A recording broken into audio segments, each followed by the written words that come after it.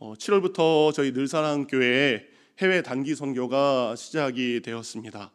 그래서 어떤 말씀을 전할까 하다가 지난주 주일 본문을 보통 우리 목사님들이 많이 전하는데 지난주 주일 본문이 누가 누구를 죽이고 왕이 됐다 이 얘기더라고요. 그래서 이거보다 제가 해외 선교부 담당이라 선교에 대한 말씀을 잠깐 준비를 했습니다.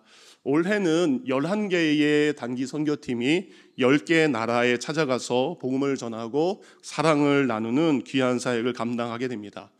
가장 먼저 7월 1일 날 중앙아시아 카자흐로 첫 번째 단기 선교팀이 출발했고, 지난 월요일 날 8일 우리 아제르바이잔의 청년팀이 출발했습니다. 첫 번째 해외 단기 선교 팀장을 이끌어서 카자흐를 갔다 왔던, 방금 앞에 찬양님도 했던 장요수 전도사님이 선교를 갔다 와서 이렇게 이야기를 하더라고요.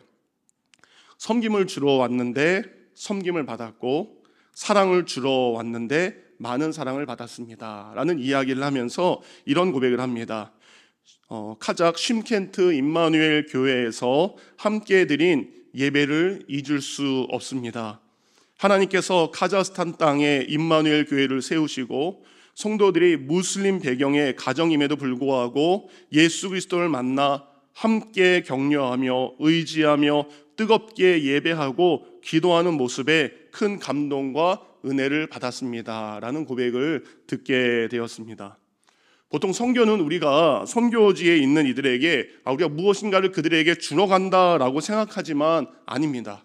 국내 선교든 해외 선교든, 해외 선교를 단기 선교를 갔다 오신 분들은 모두 이런 얘기를 하십니다. 우리가 가진 것을 그분들에게 드리는 시간이 아니라 오히려 그분들을 통해서 더 큰 기쁨과 감사를 받고 왔습니다, 받고 돌아왔습니다 라는 이야기를 참 많이 듣게 됩니다. 맞습니다. 선교는 가는 이들이나 또한 선교지에 있는 이들이나 모두 주님 안에서 큰 은혜와 기쁨을 나누는 복된 시간인 줄 믿습니다. 그래서 그 기쁨을 우리에게 주기 위해서 예수님께서 우리에게 너희는 증인이 되라 라는 말씀을 사도행전 1장 8절에 하셨습니다. 다 같이 함께 읽겠습니다. 시작. 오직 성령이 너희에게 임하시면 너희가 권능을 받고 예루살렘과 온 유대와 사마리아와 땅끝까지 이르러 내 증인이 되리라 하시니라.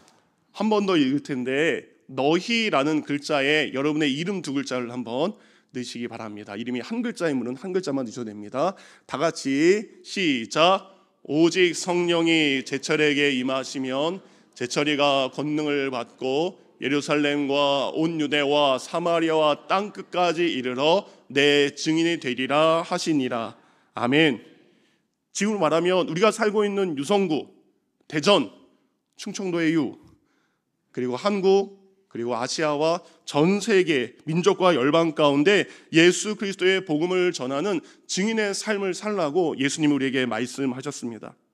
여러분, 증인의 삶은 무엇입니까? 천하보다 귀한 그 한 영혼을 주님께로 인도하는 것이 증인의 삶입니다. 그래서 그 사역이 너무나 귀하기 때문에 지금까지 수많은 그리스도인들이 예수 그리스도의 증인이 되기 위해서 자신의 삶을 드리게 된 것입니다. 하지만 예수 그리스도의 증인이 되는 삶, 천하보다 귀한 한 영혼을 주님께로 인도하는 삶, 그것은 쉽지 않는 것 같습니다. 복음 전파와 영혼 구원을 위해 전도하고 선교하는 일이 귀한 일입니다. 그리고 복된 일입니다. 하지만 내가 귀한 일을 하고 복된 일을 한다라고 해서 모든 일이 순탄하게 진행되고 평안한 일만 있지 않은 것 같습니다. 오늘 본문을 보면 자신의 의지도 아닙니다. 성령 하나님의 부르심과 인도하심으로 유럽에 건너가서 거기에서 빌립보에서 복음을 전한 바울과 실라가 복음을 전했음에도 불구하고 억울한 일을 당해 감옥에 갇혔다라는 게 오늘 본문의 말씀이기도 합니다. 오늘 본문의 시작이었던 16장 16절과 18절을 보면 그 앞에 있는 구절 보면 귀신 들려 있는 한 여인이 있었습니다. 그리고 그 여인은 귀신이 들린 채 다른 사람들에게 점을 봐주는 여인이었습니다. 악한 영에 속한 귀신이 연약한 여인 속에 들어가서 점을 보게 하는 것입니다. 그런데 이 여인은 단순히 평범한 여인이 아니라 성경을 보니까 그는 여러 명의 주인이 있는 종, 노예인 것을 알 수 있습니다. 보통 한 명의 노예가 한 명의 주인에게 소속되어 있어야 되는데 이 여인은 많은 주인에게 속해 있는 종의 삶을 살았습니다. 주인들은 귀신 들린 여인에게 점을 치게 합니다. 그리고 사람들에게 그 대가로 돈을 받았던 것 같습니다. 그녀가 버는 돈 하나하나는 그녀의 영혼을 병들게 합니다. 그녀의 삶을 피폐하게 만들었습니다. 하지만 바울이 전한 예수 그리스도의 이름으로 이제 그 여인은 귀신에게서 진정한 자유와 해방을 얻게 되었습니다.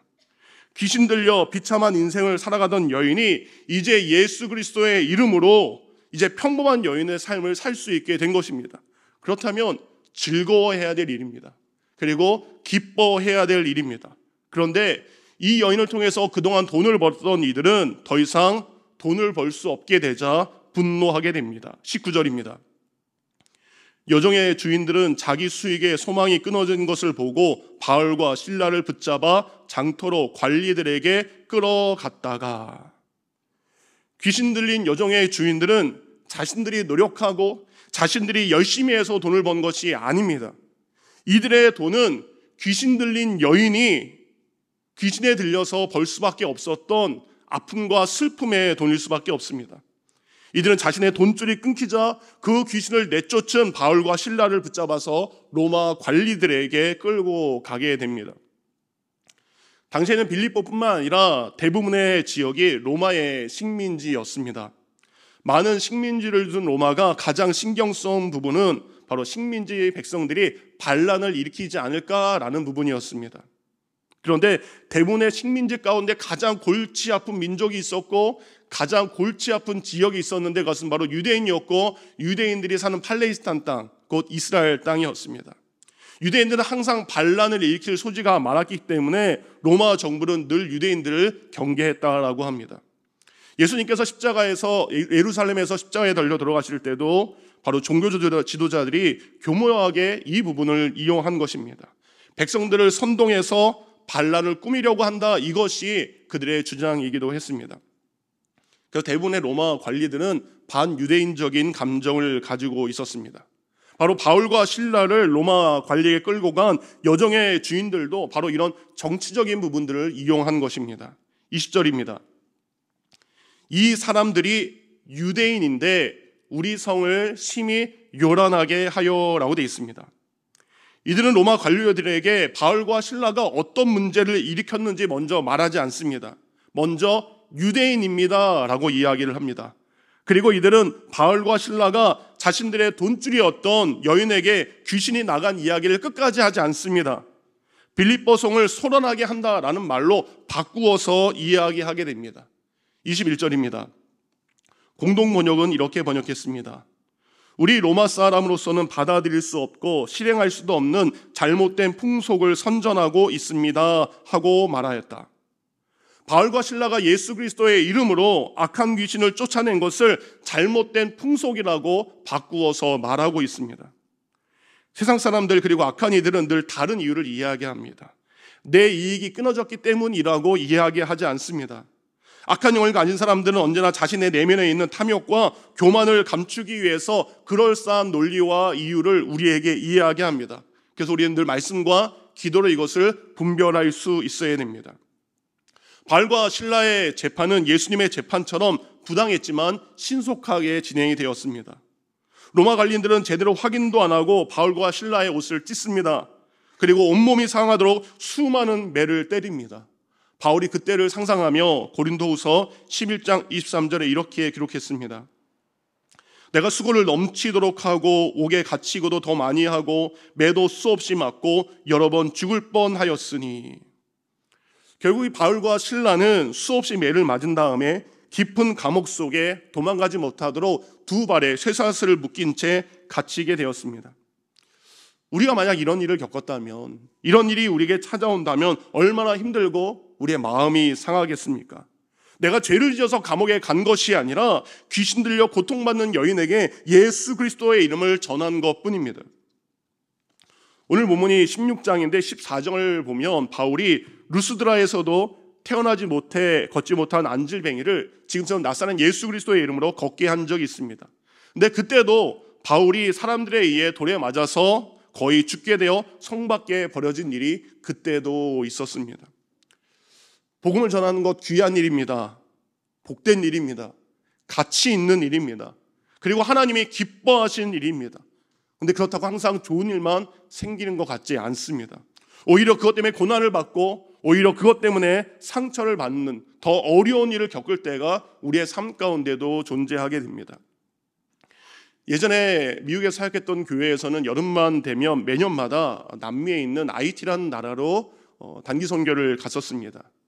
한 5년 정도 갔었는데 마지막에 IT 선교 갔었을 때 겪었던 일을 지금도 잊지 못합니다. 수명 가까운 20명이 넘는 학생들과 성도 어르신들을 모시고 IT 곳곳을 다니면서 모든 사역을 잘 마쳤습니다.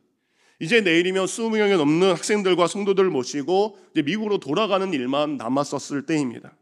마지막 사역은 IT 수도에 국가산업공단이라는 곳이 있습니다.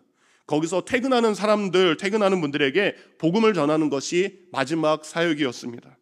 이제 퇴근 시간이 되자 수백 명, 수천 명의 IT 근로자들이 몰려 나왔고 저희는 한 곳에 자리 잡고 찬양하고 그리고 드라마를 보여주고 준비한 선물들을 그분들에게 기쁨으로 나눠주는 시간을 가졌습니다.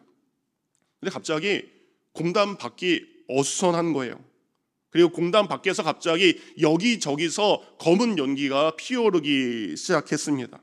그리고 근로자들이 집으로 가던 발걸음을 다시 돌려서 근로공단 안으로 돌아오기 시작했습니다.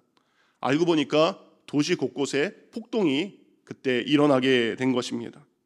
저희 선교팀은 밖으로 나가지 못하고 공장들로 가득 찬 공단 안에 갇히게 되었습니다. 그래도 공단 안이 바깥보다 비교적 안전하기 때문에 그리고 그곳에 한인교회가 있었어요. 그 한인교회에서 밤을 지새우게 되었습니다. 거기에는 어린 중학생들도 있고 70이 넘으신 어르신들도 함께 계셨습니다. 미국에 있는 항공사에 연락을 해보니까 IT 공항이 폐쇄되어서 내일 비행기가 취소됐다라는 연락을 받게 되었습니다. 정말 아무것도 할 수 없는 상태에 저희는 갇히게 되었습니다.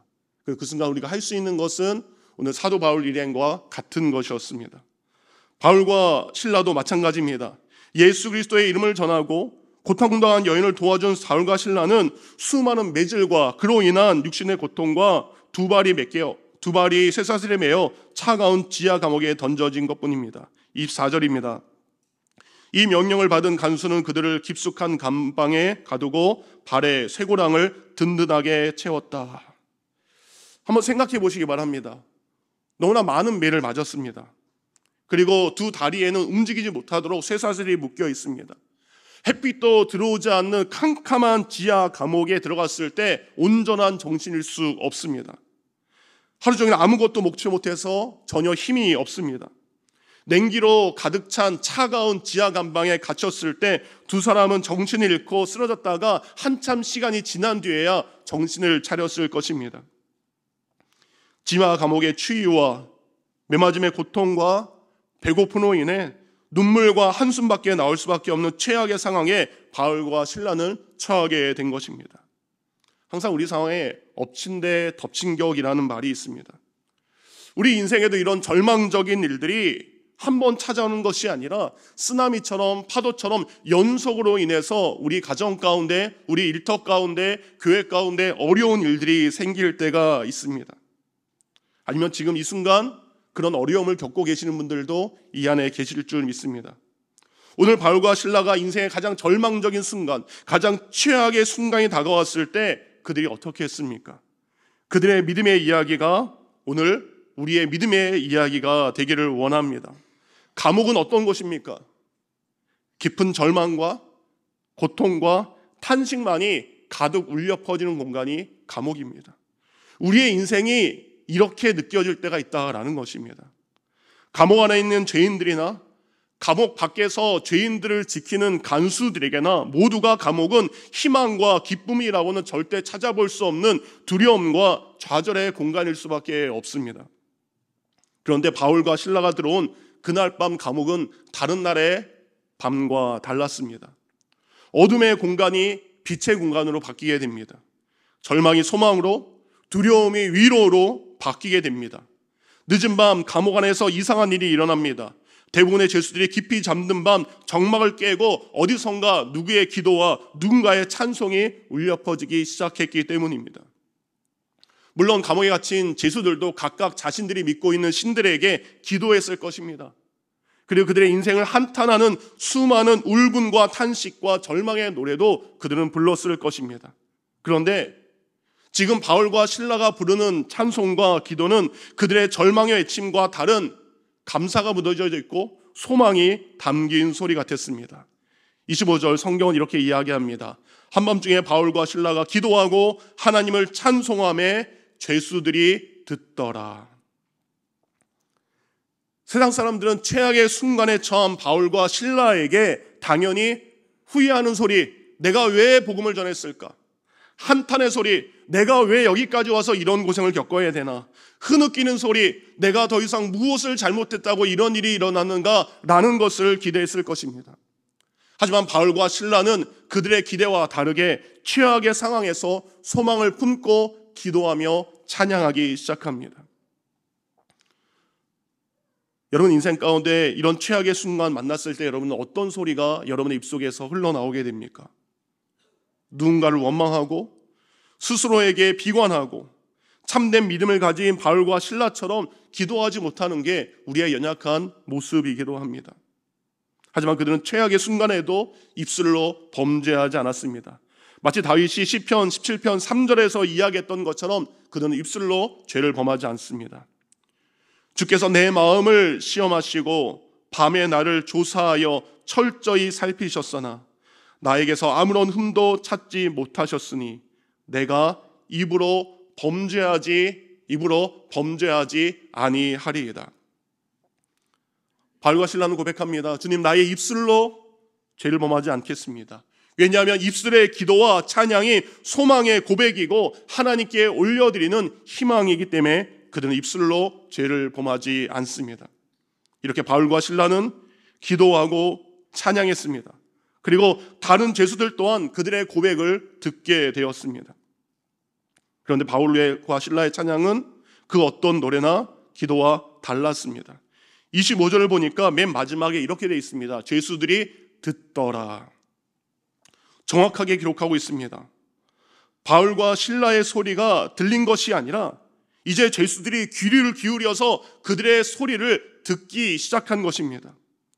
평소에도 누군가가 듣고 와서 맞고 탄식하는 이야기를 흘렸을 것입니다. 누군가의 탄식과 누군가의 기도 소리가 울려 퍼질 때 그들은 그만해라 외쳤을 것입니다.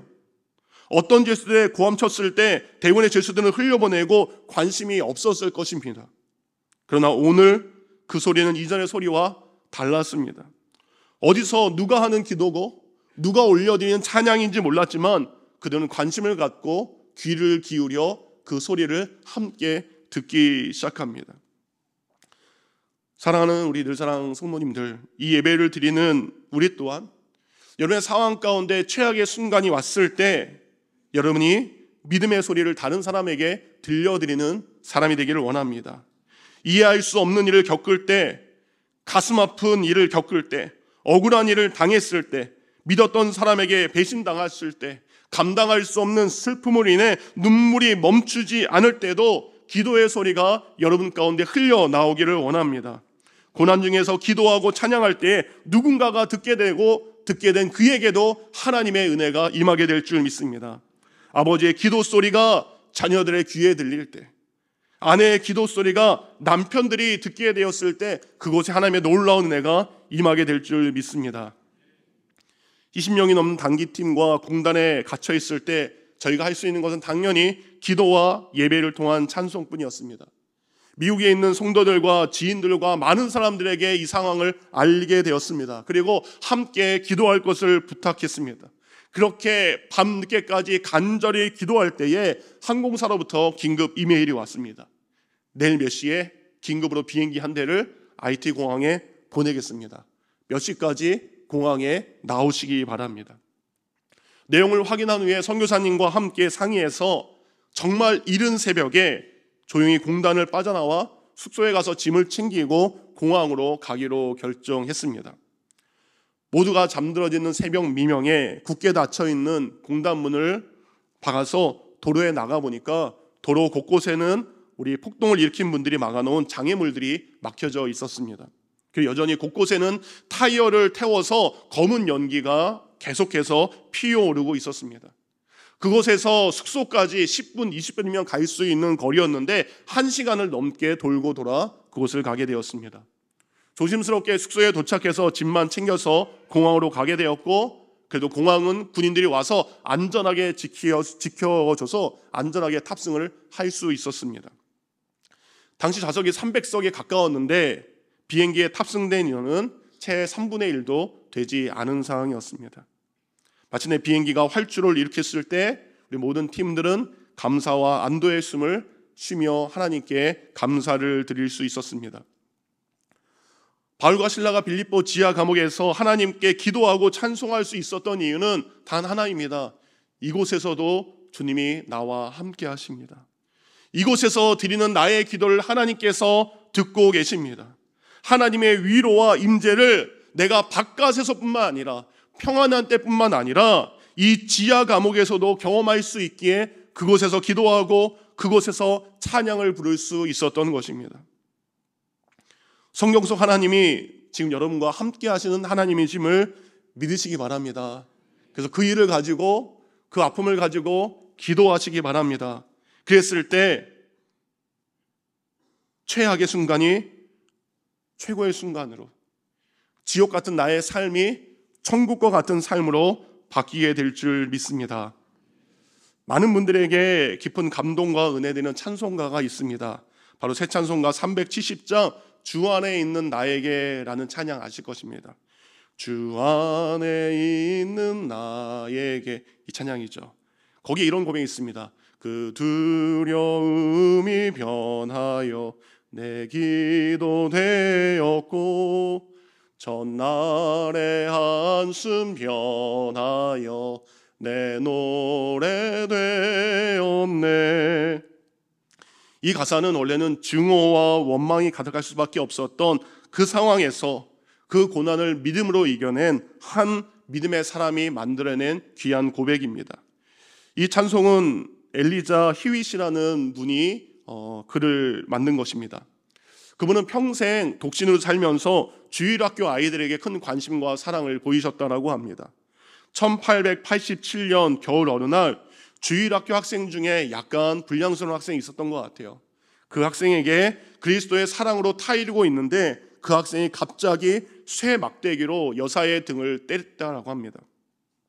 척추가 다쳐서 상반신에 석고붕대를 하고 대소변을 받아내는 일이 있었다라고 합니다. 이 사고로 1888년 봄까지 6개월 동안 병원에서 치료를 받아야만 했다라고 합니다. 자신을 이렇게 만든 학생을 용서해낸다는 것을 알면서도 학생에 대한 분노와 원망으로 가득 차 있고 증오가 사라지지 않았다라고 합니다. 그러던 어느 날 병실에 꼼짝 못하고 누워있는데 청소부 흑인 아주머니가 콧노래를 부르면서 신나게 청소하는 모습을 보게 됩니다. 청소부가 뭐가 좋아서 저렇게 노래를 부르며 살까? 휘인 여사는 청소하는 것이 뭐가 그리 좋습니까? 라고 그분에게 물었다라고 합니다. 그때 그 흑인 청소하는 분이 이런 이야기를 했다라고 합니다. 나에게 닥친 어려움을 찬송으로 바꿀 수 있는 힘을 주님께서 제게 주셨기에 저는 즐거워할 수밖에 없습니다. 이 말을 듣는 순간 희위 여사는 충격을 받게 됩니다. 이제까지 불평과 증오로 가득했던 나날을 보낸 자신의 모습을 회개하게 됩니다. 그리고 이 고백을 담아 주 안에 있는 나에게, 곧 전날의 한숨 변하여 내 찬송이 되었다라는 아름다운 찬송시를 작시하게 되었다라고 합니다. 우리는 우리들을 가두고 있는 감옥의 문이 열려야만, 내 손과 내 발을 묶은 쇠사슬이 풀려야만 우리는 감사하고 기도하고 찬송하는 것이 우리의 연약한 모습입니다.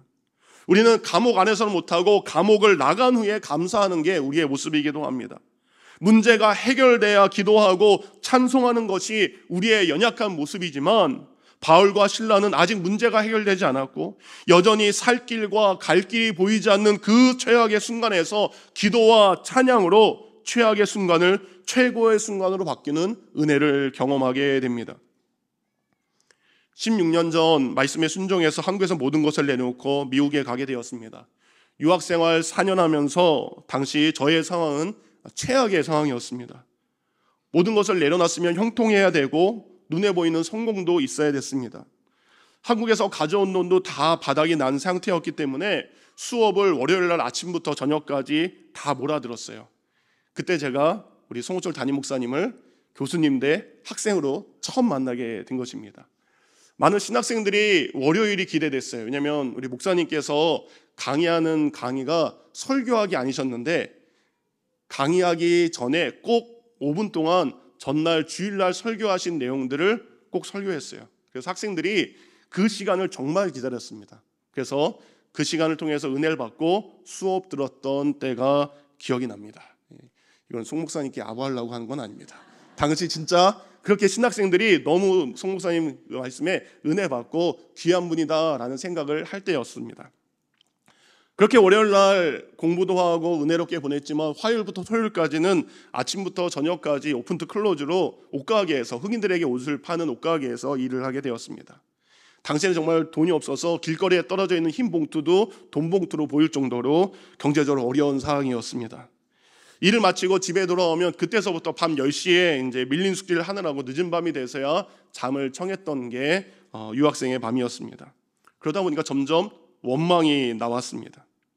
주를 위해서 한국에서의 순탄한 삶을 내려놓고 왔는데 세상 일만 하고 교회 사역은 제대로 해보지 못하고 맨날 옷만 팔고 있고 세일즈만 하고 있으니 이제 1년이나 1년 반 마치면 이제 대학원 마치고 한국 가서 목회해야 되는데 목회를 배우지 못하고 있는 상황이었습니다. 하나님을 향한 서운한 마음이 점점 커지고 있었습니다. 하지만 이런 최악의 상황에 됐을 때 제가 놓지 않았던 것이 정말 딱 하나 있습니다. 그것은 바로 새벽마다 교회에 가서 무릎을 꿇고 하나님께 기도했던 것입니다. 몸과 마음과 영혼이 지쳤지만 날마다 새벽마다 운전하고 교회를 가서 예배를 끝난 다음에 바로 옆으로 내려와서 무릎 꿇고 간절히 기도했습니다. 기도가 안 나왔습니다. 졸음만 나왔습니다. 그래도 그 자리를 지켜야만 했습니다.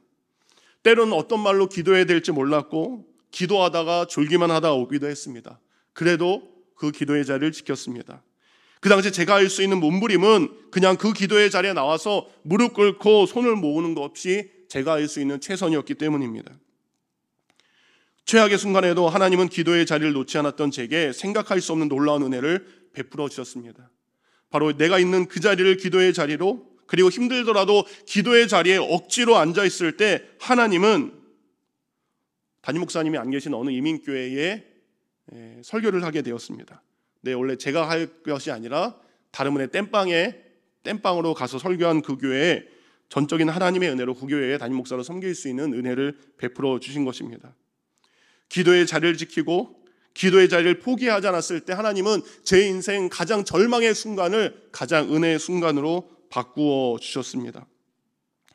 아시는 것처럼 바울과 실라가 감옥 속에서 기도하고 찬양한 이 놀라운 일을 통해서 여러분 한 가정이 구원받는 일을 아시게 될 것입니다. 바로 빌립보 간수의 집이 구원을 받게 되죠. 우리는 이 과정에서 하나님께서 가족 구원을 위해서 기도할 때마다 붙잡는 그 생명의 말씀을 이 사건을 통해 우리에게 주십니다. 사도행전 16장 31절 말씀 다 같이 읽겠습니다. 시작. 이르되 주 예수를 믿으라. 그리하면 너와 내 집이 구원을 받으리라. 아멘. 이 말씀이 그냥 나온 것이 아닙니다. 바울과 실라가 고난 가운데 하나님께 기도했을 때, 고난 중에서도 하나님을 찬양했을 때 바로 그것을 통해서 한 가정이 구원에 이르게 됩니다. 이제 자주장사 루디아의 집에 유럽 최초의 교회인 빌립보 교회가 세워지게 됩니다. 루디아뿐만 아니라 아마 귀신 들려서 해방되었던 여인도 그 교회를 찾아갔을 것 같습니다. 바울과 실라를 지키다가 스스로 목숨을 끊어냈던 그도 구원받아서 그 빌립보의 교회 성도가 되어서 함께 찬양하고 함께 기도함으로 교회를 세워갔을 것입니다. 말씀을 정리합니다. 바울이 고난 속에서도 복음 전도를 포기하지 않고 기도와 찬양을 멈추지 않았을 때 믿음의 역사가 쓰여졌습니다. 구원의 역사가 쓰여졌습니다. 복음 전파의 역사가 쓰여진 줄 믿습니다. 사랑하는 성도님들, 최악의 순간은 누구에게나 다 올 수 있습니다. 사단은 그 최악의 순간 우리로 하여금 기도의 자리를 떠나게 합니다. 우리로 하여금 포기하게 합니다. 그러나 예수님께서는 십자가에 달려 돌아가시기 전날에도 기도의 자리를 지키셨습니다. 그리고 십자가 위에서 손과 발에 못이 박히고 극심한 고통이 닿아요 숨이 닿는 그 순간까지 예수님이 하신 것은 바로 하나님께 기도하는 것이었습니다. 누가복음 23장 46절 다 함께 읽겠습니다. 시작. 예수께서 큰 소리로 불러 이르시되 아버지 내 영혼을 아버지 손에 부탁하나이다 하고 이 말씀을 하신 후 숨지시니라. 아멘. 기도는 우리의 모든 것을 하나님께 맡기는 것입니다. 오늘 예수님께서 마지막 순간에 내가 이제 무엇을 하겠습니다 라는 외침이 아니었습니다. 하나님 나는 아무것도 할 수 없습니다. 나의 영혼을 하나님 손에 부탁합니다 라는 기도를 드린 것입니다. 하나님은 그 예수 그리스도의 부탁을 잊지 않으시고 예수 그리스도의 영혼을 다시 부활시켜 주셨습니다. 기도를 통해 예수 그리스도는 죽음의 자리에서 생명의 자리로, 최악의 십자가의 자리에서 부활 소망의 자리로 변화가 되었습니다. 사랑하는 우리 늘사랑교회 모든 성도님들, 그러기에 우리 또한 끝까지 기도의 자리를 지키기를 원합니다. 고난 속에서도 찬양하기를 원합니다. 오늘도 우리가 그 기도와 찬양의 능력을 믿을 때에, 하나님께 더욱더 기도하는 성도가 되었을 때에 여러분의 삶에 찾아온 그 아픔과 저주 같은 그 모든 일들이 감사와 찬양으로 바뀌게 될 줄 믿습니다. 이 놀라운 날을 경험하는 우리 모두가 되기를 주님의 이름으로 축원드립니다.